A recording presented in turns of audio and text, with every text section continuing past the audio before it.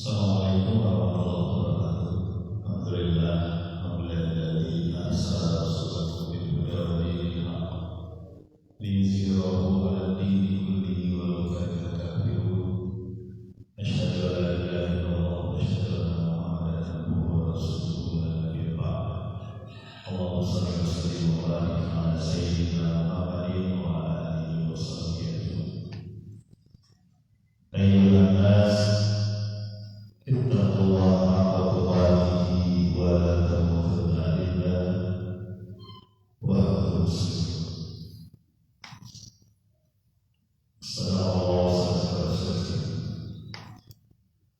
Alhamdulillahirabbil alamin, ya Rabbal Allah. Kita lanjutkan lagi masih surah As-Saffat.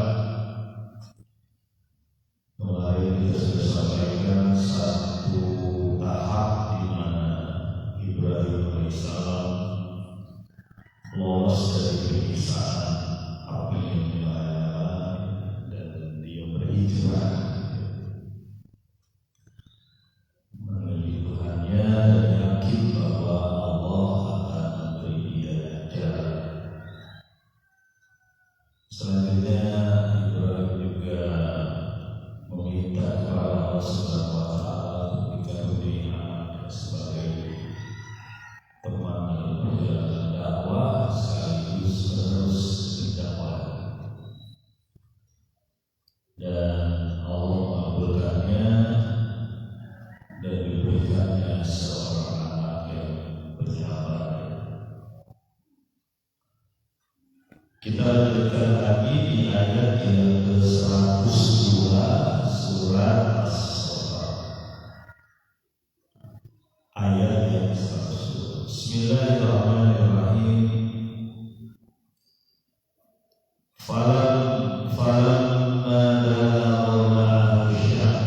balagha as-sa'ya qala ya bunayya inni ara fil manam anni adhabuka fa'anzur madza tara. Qala ya abati if'al ma tu'mar satajiduni insya'allahu minas shalihin. Dan ketika sudah mencapai balik bersama Ibrahim, anak ini sudah bisa berusaha. Berkata Ibrahim, wahai anakku, sesungguhnya aku melihat di dalam mimpiku, aku menyembelih engkau. Maka kemukakanlah apa pandangan. Berkata anaknya ini, riwayat yang pada Ismail, berkata Ismail, wahai ayahku, lakukanlah apa yang diperintahkan kepada engkau. Insya Allah engkau akan mendapatiku sebagai orang yang sabar. Nah, ini kita baru mendapatkan satu kisah yang sangat inspiratif, sangat menyentuh, karena ini adalah peristiwa yang menjadi sejarah peradaban umat manusia, bahwa seorang nabi ini sangat mengharapkan punya anak yang bisa melanjutkan perjuangannya menyebarkan dakwah, menyebarkan kebaikan kepada Allah Subhanahu wa Ta'ala. Anak ini sedang apa yang bilang balik ya, balik itu berarti saya perkirakan itu usianya sekitar 14-15 tahun, 13 tahun begitu. Usia SMP lah kalau saya Jadi masa yang anak satu-satunya ini masa-masa yang sangat dekat ya dengan ayahnya, dan dia sudah mulai bisa berusaha, berarti sudah mulai bisa membantu bapaknya. Tapi di sini sudah balik dia.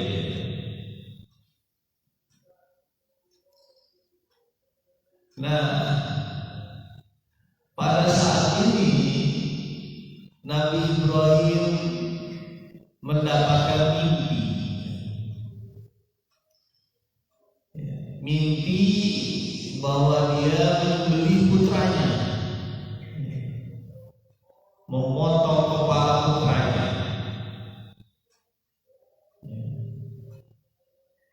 Dan bagi Ibrahim ini isyarat dari Tuhannya untuk melakukan satu amal, satu perbuatan. Dan cukup isyarat, tidak perlu secara langsung sebagai wahyu misalnya, tapi isyarat itu cukup bagi Ibrahim yang sudah memasrahkan dirinya kepada Allah, sudah selesai urusannya dengan dunia. Itu menjadi perintah. Jadi betapa halusnya Ibrahim ini, sehingga isyarat dari mimpi ini menjadikan dia bentuk ketaatan dia bahwa ini adalah isyarat dari Allah Subhanahu wa Ta'ala untuk melakukan amal, dan dia tidak pernah nolak. Ibrahim alaihissalam tidak menolak perintah yang demikian berat. Itu bagi manusia sangat berat ya. Isyarat yang memerintahkan dia untuk membunuh anak.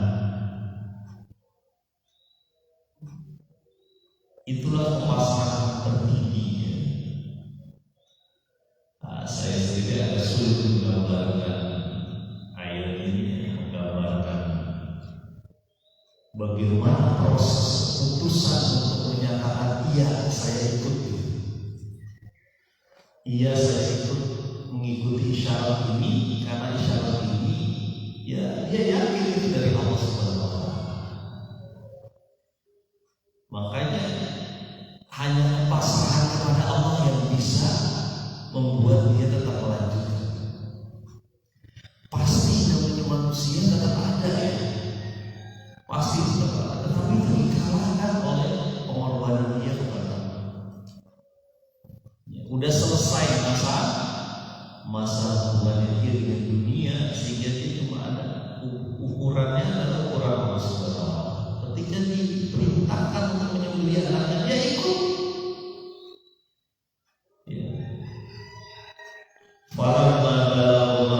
Saya ketika sudah balik dan dia sudah berusaha sama bapaknya,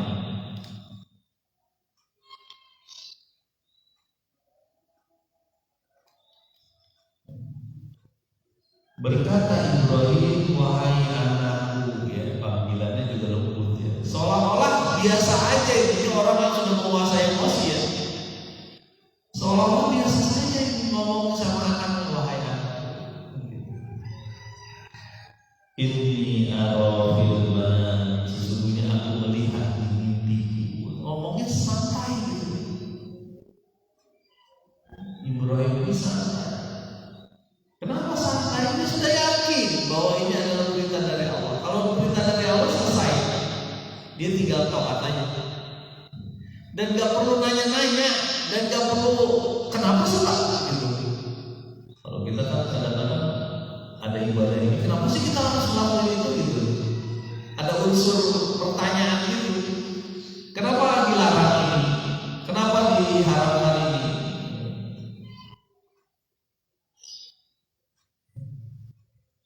Kayak kemarin tuh saya isi halaman bulan dilarang mau makan babi. Islam itu dari mana larangannya gitu kan jadi? Dari Allah. Oh dari Allah. Ya begitulah namanya manusia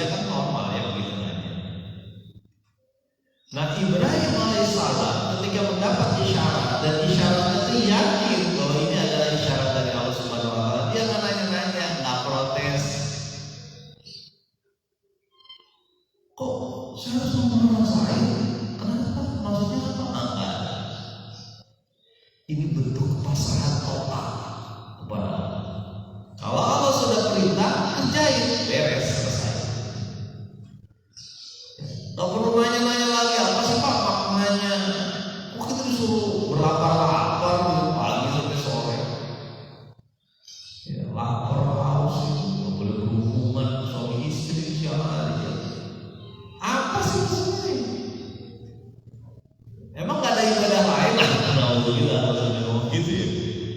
Jadi rasa itu ada di manusia, tapi di Ibrahim sudah selesai karena situ dia sudah pasrah. Ini sebagai bapak umat kita ini Ibrahim ya, bapak para nabi ya. Kita harus memahami ini ya. Ini saya agak merenung agak lama juga gitu kan.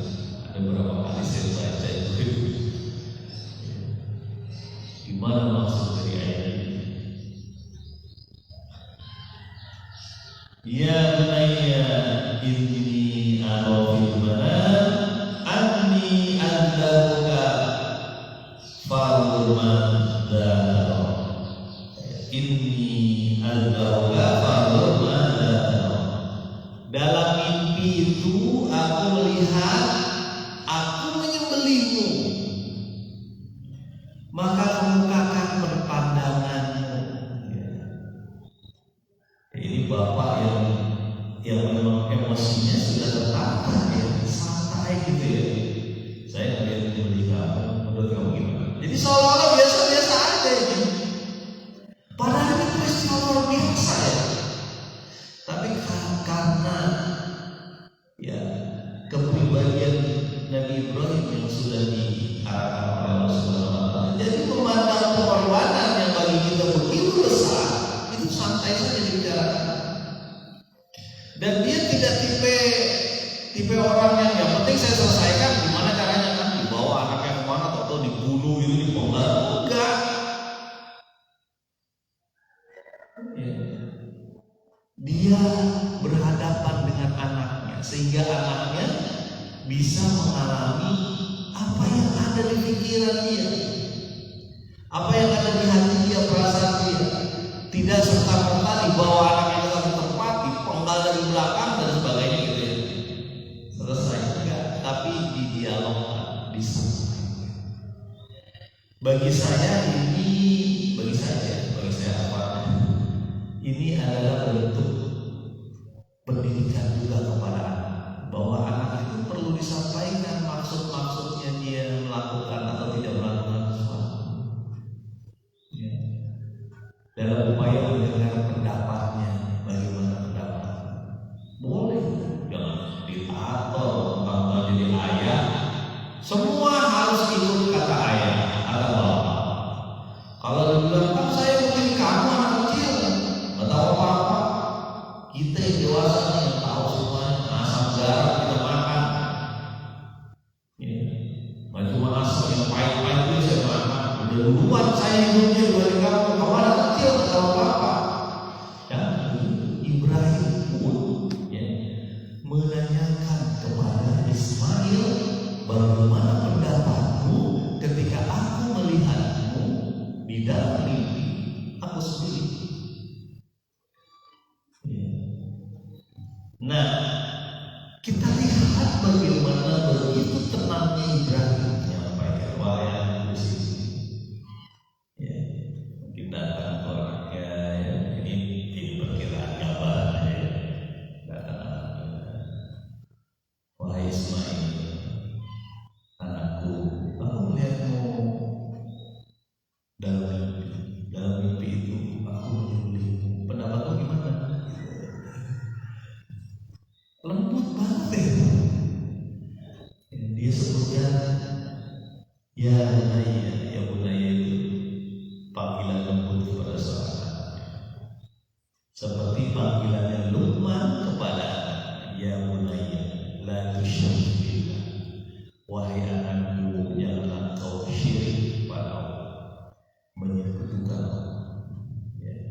Pandangan lembut ya bunaya.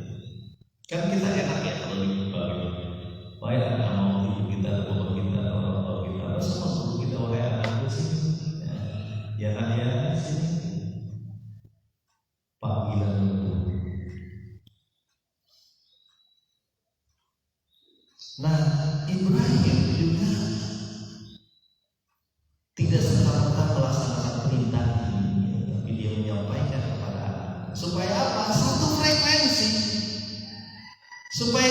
gitu. Ya, ibarat kunci tekok gitu. Supaya satu frekuensi bahwa yang mau melakukan ya, sebagai subjek dan objeknya ini, objeknya kan Ismail ya, subjeknya adalah Ibrahim. Itu sama-sama dalam satu getaran yang sama, getaran pasrah kepada Allah. Wah ini bagus baik-baik. Getaran pasrah kepada Allah. Ya. Melakukan perintah dengan penuh sadar. Ya. Melakukan amal dengan penuh sadar bahwa ini adalah bentuk ketaatan seorang hamba kepada Khalik. Makanya ditanya, gimana pendapat, bagaimana pandangan? Aku melihat kamu dipotong oleh aku. Ya. Ini luar biasa. Kalau melepas seorang anak ke medan perang gitu ya, melepas medan perang kita tahu nanti bakal terbunuh, itu dilepas jauh gitu sama orang lain. Kalau mau terbunuh sama orang lain, tapi dengan aku sendiri. Ya, itu Ibrahim gitu. Ya. Betapa mungkin ada gejolak jiwa, tapi teredam oleh kepasrahan kepada Allah. Itulah jiwa hamba. Jiwa hamba itu gini. Ya. Dia tahu ini perintah dari Allah, dia tahu ini larangan dari Allah. Dia nggak banyak-banyak tanya, langsung percaya. Makanya kata Nabi, salah satu kehancuran umat terdahulu adalah umatnya itu banyak nanya, ya, sehingga nggak dikerjain amalnya. Nanyanya kebanyakan, protesnya lebih banyak dibanding amalnya. Itu kehancuran umat terdahulu. Masih ingat ya cerita Allah bahwa ada orang yang meninggal, kata nabinya, udah potong aja satu ekor sapi ya. Kemudian pukulah dia dengan salah satu bagian dari bagiannya sudah terpotong itu ya, kepada mayat yang meninggal ya, karena sedang dicari siapa pembunuhnya. Nah orang-orang ngapain? Kayak nggak masuk akal. Ngapain kita perlu sesuatu dari sapi itu kemudian dipukul mayat? Apa maksudnya? Nanya lagi, sapinya kayak gimana Musa untuk dia? Sapinya kayak gimana? Wah, sapinya itu warnanya kayak gini. Saya masih nggak ngerti tuh kayak apa tuh warnanya. Yang warnanya kayak apa? Yang bagaimana? Sapi itu tidak tua, tidak muda. Sapi itu kayak gimana lagi? Sapi itu nggak pernah dipakai buat membajak. Jadi banyak pertanyaan. Padahal kalau dipotong sapi itu udah selesai. Ya. Sapi itu menyenangkan orang yang melihat, hampir itu nggak jadi itu amalnya. Salah satu kehancuran umat-umat terdahulu adalah terlalu banyak nanya, tapi nggak ada amalnya. Kalau nanya boleh, tapi nggak ada amal. Ya, nanyanya untuk meyakinkan dirinya, bukan nanyanya untuk ngeles. Itu masalahnya begitu. Kadang-kadang kita melakukan amal itu sebelum itu udah nanya tuh, supaya ngeles, supaya nggak melakukan sebenarnya. Ya. Nah, Ibrahim tidak begitu. Ya. Nah sekarang dialog ini pindah ke Ismail ya. Tadi dari Ibrahim. Bagaimana pendapatmu wahai Ismail? Ya. Wahai anak. Apa jawab anak yang balik ini? Ini luar biasa nih, generasi Ismail dan Ibrahim ini generasi hebat. Ya. Bapak para nabi ini ya. Ya, bagaimana mendidik anaknya sehingga usia 13-14 tahun ini sudah sampai mengatakan seperti ini. Ini luar biasa. Kita 14 tahun masih ngapain ya? Mungkin sholatnya masih belum-belum 14 tahun. Ya. Puasa ya kadang-kadang apalagi sudah tahu. Nah anak usia 14 tahun kurang lebih anak usia 14 tahun sudah SMP, sudah sampai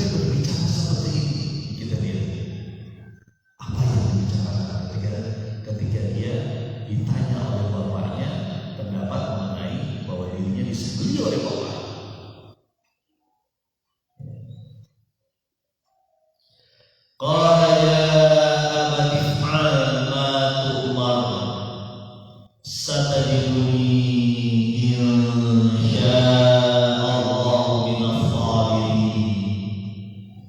Berkata Ismail, wahai ayahku ya, lembut ya kata-katanya.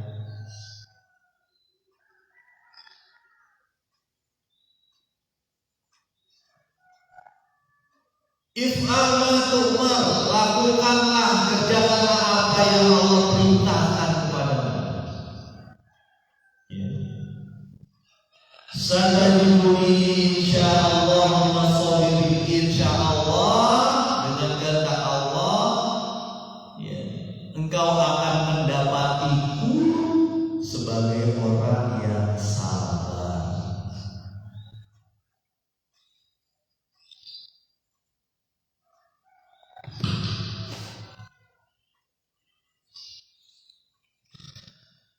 Nah, apa yang dikatakan Ismail ini ya adalah bentuk kepasrahan yang sama antara ayah dengan anak.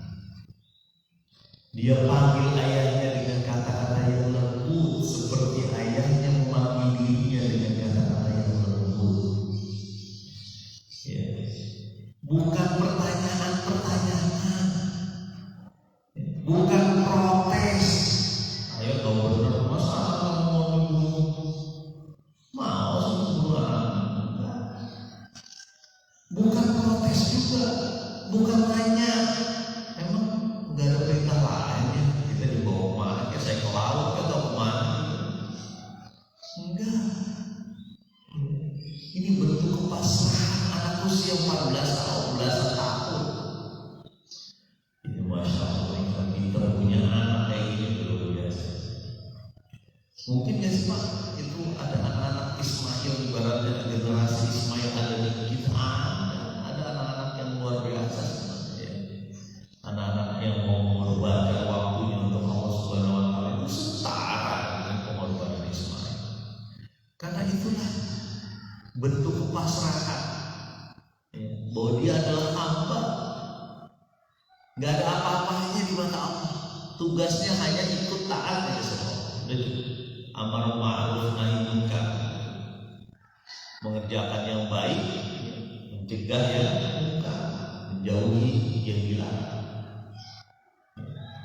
Ya abadifma, wahai ayahku, kerjakan apa yang diperintah.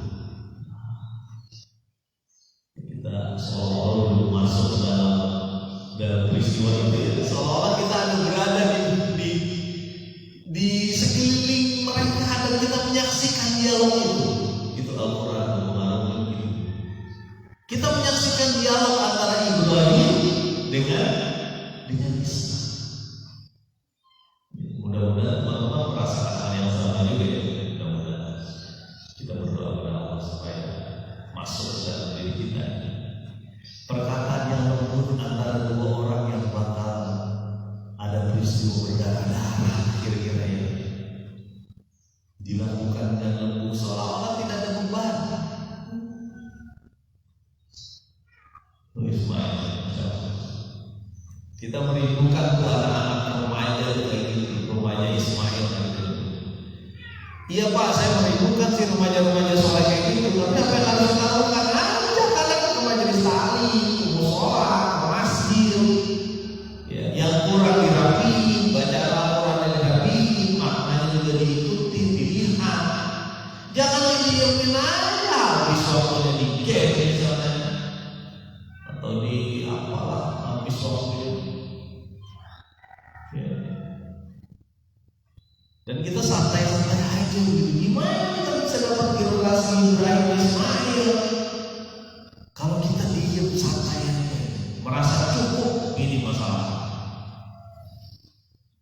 Kita merasa cukup terhadap amal kita. Wah, naudzubillah.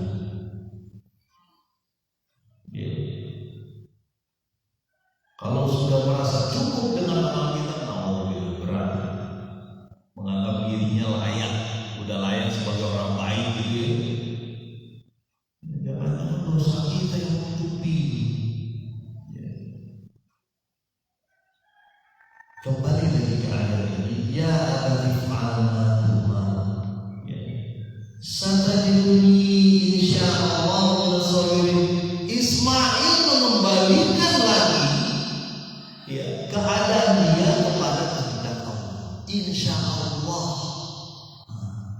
Bukan karena semata-mata keberanian, wah iya Pak, lakuin aja Pak, nggak apa-apa.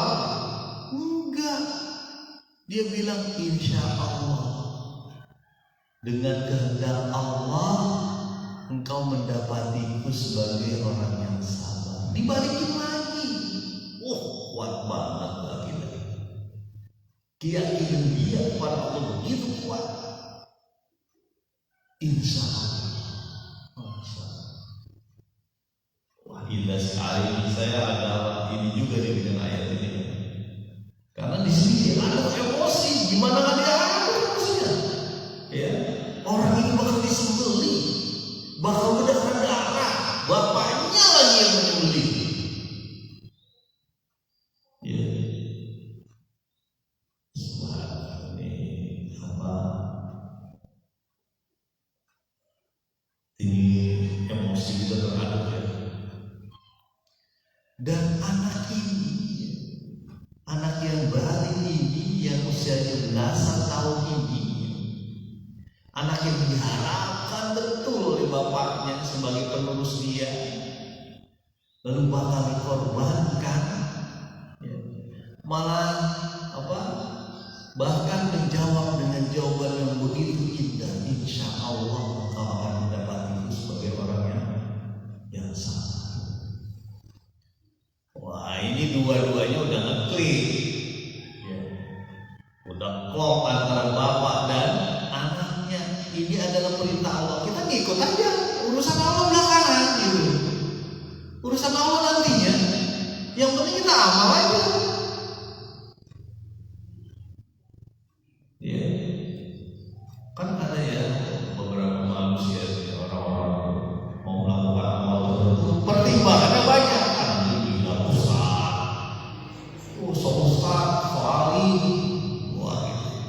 Padahal dia mau datang ke sholat ke masjid, majelis taklim gitu ya. Tapi kemudian teman-temannya ngoyokan, tumben sadar, jangan begitu ya, mengajar bukan mengejek, jangan lupa. Tumben sadar. Kadang-kadang saya juga sering ingetin anak-anak, woi taruh sholat taklim, Ustaznya jangan begitu. Jangan ngomong begitu, ayo sholat. Datang malam mau sholat. Ya. Ya. Ya mudah-mudahan ini disampaikan dulu ya. Mudah-mudahan ini menguatkan rasa amal kita lagi. Ada satu contoh keluarga yang luar biasa taatnya, luar biasa pasrahnya kepada Allah, sehingga untuk mengorbankan hal yang demikian, pengorbanan nyawa anaknya itu mau dilakukan. Anak dan bapaknya satu frekuensi, sama-sama